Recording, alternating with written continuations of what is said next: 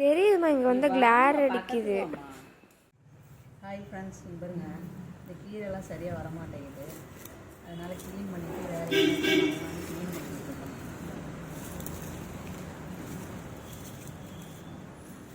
Clean பண்ணிவிட்டு வேறு என்னாச்சும் கீரை தான் போடணும் ஃப்ரெண்ட்ஸ்.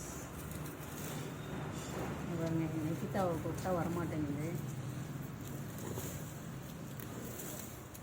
எப்படி இருக்கு இதெல்லாம் இந்த டஸ்ட்பினில் போட்டு வச்சா மக்கிற குப்பை இதெல்லாம் முக்கி திரும்ப குப்பையாக யூஸ் பண்ணிக்கலாம்.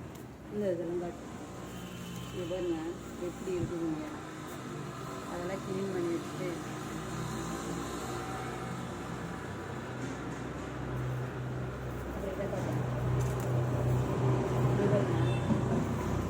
புதுசாக ஒரு பூ வச்சுருக்கோம். இது வந்து பாம்பு வராதுங்களாம்மா இதை வச்சா. ஆனால் ஒரு ஷார்ட்ஸில் பார்த்தா இது மேலேயே பாம்பு ஏறி சட்டம் வச்சு வச்சுட்டு போயிருந்தது. சொன்னாங்க சரி கொடுங்க அப்படின்னு கொண்டு வந்து வாங்கிட்டு வச்சுருக்குறோம். பாம்பு வராதுன்னு சொன்னாங்க. ஹாய் ஃப்ரெண்ட்ஸ், இங்கே பாருங்கள் இங்கே எப்படி கொசன்னு கிடந்துச்சு. எங்கள் அம்மா எல்லாத்தையும் க்ளீன் பண்ணி வச்சுருக்காங்க. அப்புறம் புதுசாக ஒரு செடி நட்டு வச்சுருக்காங்க பாருங்கள். அது பாம்பு வராததுக்கு நடுவாங்களாம் ஃப்ரெண்ட்ஸ். ஆனால் ஒரு வீடியோவில் பார்த்தா அதுக்குள்ளேயே பாம்பு இருந்துச்சு. நீங்கள் வருமா வராதாங்கிறத கமெண்ட்டில் சொல்லுங்கள் ஃப்ரெண்ட்ஸ். உங்களுக்கு தெரிஞ்சால் அழகாகவும் இருந்துச்சு. அதனால நாங்கள் நட்டு வச்சுருக்கோம் ஃப்ரெண்ட்ஸ். க்ளீன் பண்ணிட்டு வந்து இப்போ நாங்கள் பிரியாணி செஞ்சிட்ருக்கோம் ஃப்ரெண்ட்ஸ். பட்டை, கிராம்பு, ஏலப்பூ, லீஃப் எல்லாம் போட்டாச்சு ஃப்ரெண்ட்ஸ். இங்கே சமைக்க இருப்பா கறி போயிருப்பா என்னையோடு இருந்த பக்கம் வெங்காயம் நேராக கட் பண்ண வெங்காயம் நேராக கட் பண்ண வெங்காயம் எங்கள் அக்கா தான் கட் பண்ணோம். நல்லா பிரியாணிக்குன்னா என்ன ஆகணும்?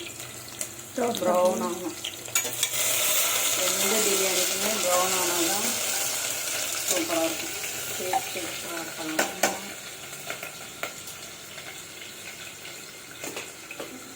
அதனால வீட்டில் வெஜிடபிள் அத்தனையும் போட்டு வைக்கணும்.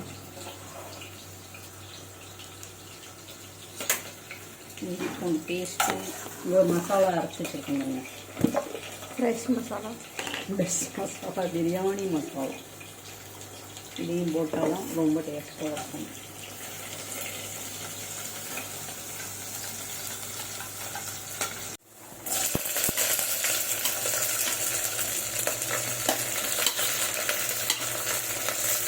தக்காளியை போடாமல் இதெல்லாம் போட்டு வணக்கிட்டேன்.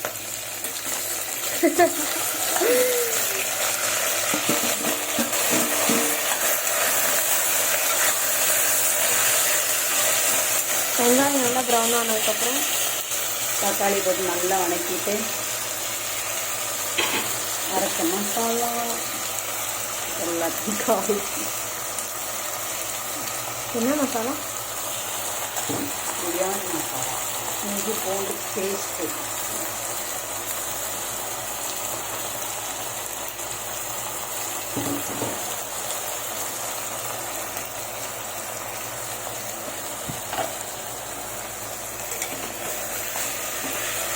சால்ட்டு போட்டால்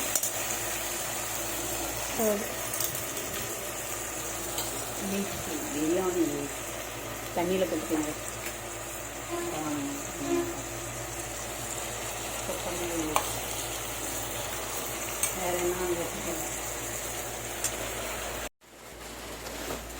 எல்லாம் ரெடி ஆனதுக்கப்புறம் மீன் போட்டு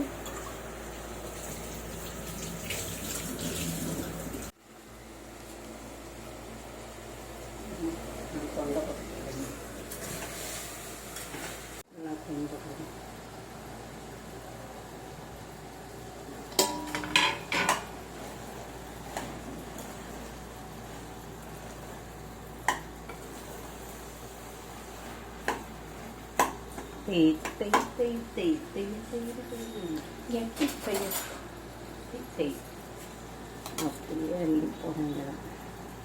இது போட்டால் தான் அந்த சாப்பாட்டில் அந்த மசாலாலாம் ஒட்டிப்பாங்க.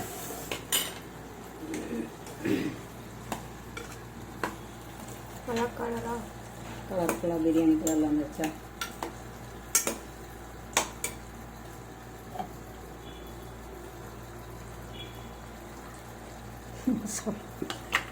அரைச்ச மசாலா வேஸ்ட்டாக போயிடக்கூடாது.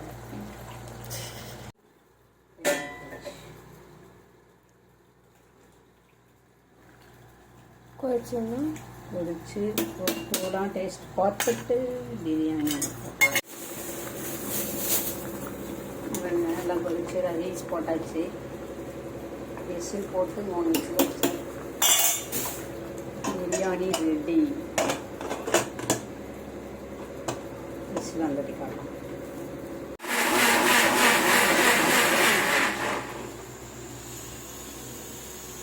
அப்புறமா காட்டிக்கலாம்.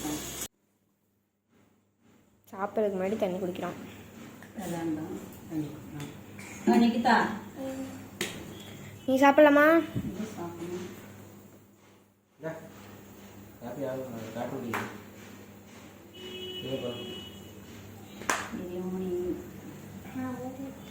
தக்காளி சாதம் மட்டும் இருக்கு. எல்லாத்தையும் இப்போ தான் எடுத்து வச்சிருக்கேன். பிரியாணி நல்லா இருக்கா? அம்மா செஞ்சாங்க. நல்லா இருக்கா கவி? இதை நல்லா இருக்கா? ஒவ்வொருத்தரையும் தனித்தனியாக கேட்கணும். ஆமா நீ சொல்லு. கொடுத்துருக்காங்க பாரு. இங்கே பாரு. ஆமா இத்தனை நாளெல்லாம் அப்படிலாம் பொறுக்கவே இல்லை. நான் பொறுக்கிதான் வச்சிருவேன். நீ தான் தக்காளி தக்காளி ஒன்றும் நீ ஒன்றும் இது அடைச்சிக்காதுன்னு சொல்லி ஊட்டி விடுவேன். அவ்வளோதான் சாப்பிட்டு முடிச்சிட்டோம். சாப்பிட்டு முடிச்சுட்டு என்ன பார்த்துட்டு எங்கள் அம்மா கூட போட்டுட்டு இருக்கோம். சிவன்கண் கூட வீடியோ வேணும்னா கேளுங்க. சிவன்கண் நாட் போட்டுக்கிட்டு இருக்கேன் ஃப்ரெண்ட்ஸ். இங்கே போட்டு நான் காட்டுறேன் ஃப்ரெண்ட்ஸ். லஞ்ச் பேக் தான். பிஸ்கட் வேணும் எனக்கு.